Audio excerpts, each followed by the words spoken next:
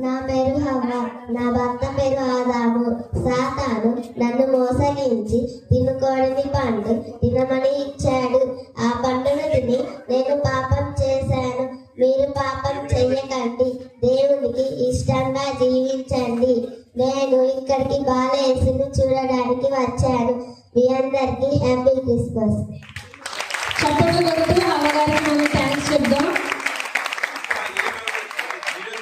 ఇప్పుడు మన మధ్యలోనికి అవ్వగారు వచ్చి క్రిస్మస్ విషెస్ చెప్పారు కాబట్టి మరొకసారి ఆమెకు చప్పట్లు కొడుతూ ఆమెను ప్రేమతో మనం వెల్కమ్ చేద్దాం.